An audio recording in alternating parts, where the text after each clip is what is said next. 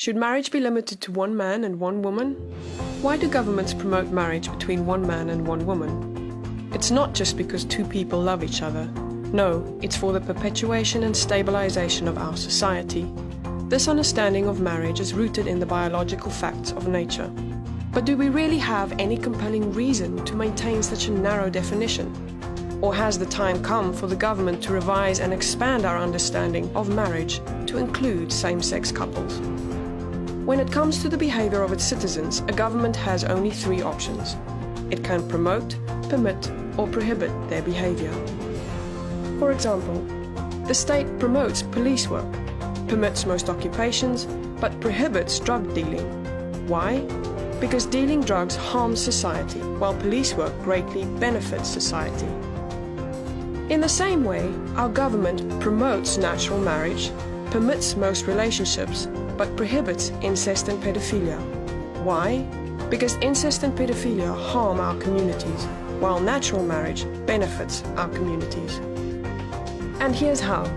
Natural marriage creates children, it best raises children, it protects women, it civilizes men, it lowers crime, poverty and welfare, which in turn reduces government spending and deficits.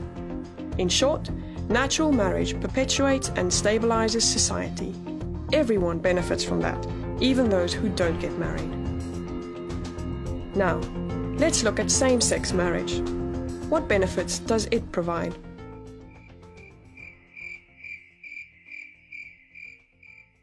Same-sex marriage offers no benefit for society as a whole. In fact, it hurts us. Promoting same-sex marriage changes the very purpose of the civil institution of marriage. Natural marriage centers on bringing up the next generation, on raising children to become good citizens. Same-sex marriage merely validates sex partners.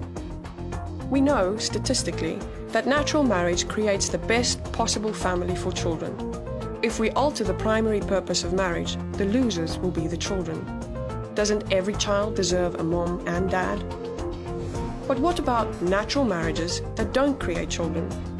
They are the exception, not the rule. The only relationships that do create children are between a man and a woman. Wherever same-sex marriage is promoted, schools subject your kids to mandatory homosexual curricula.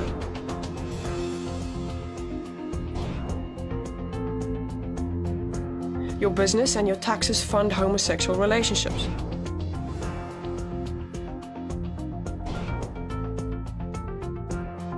Your freedom of speech is gagged.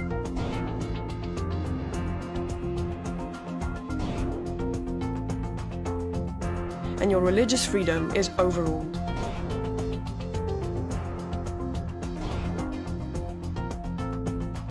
The government has no compelling interest in legally promoting same-sex marriage.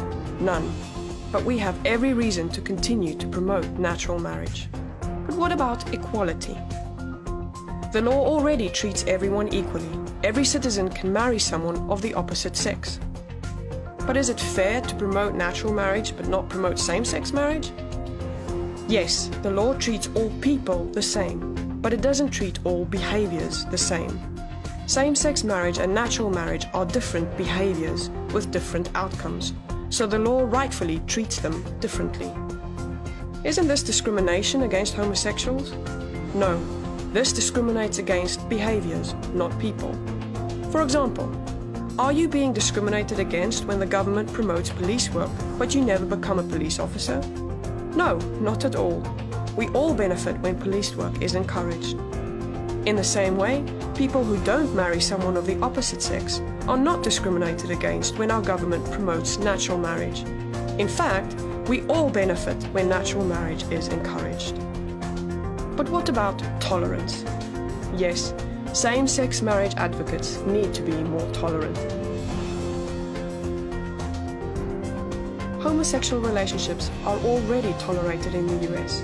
They can already commit themselves to each other until death do them part, without government endorsement. But only the union of one man and one woman should be promoted, because it alone is the foundation of a civilized society.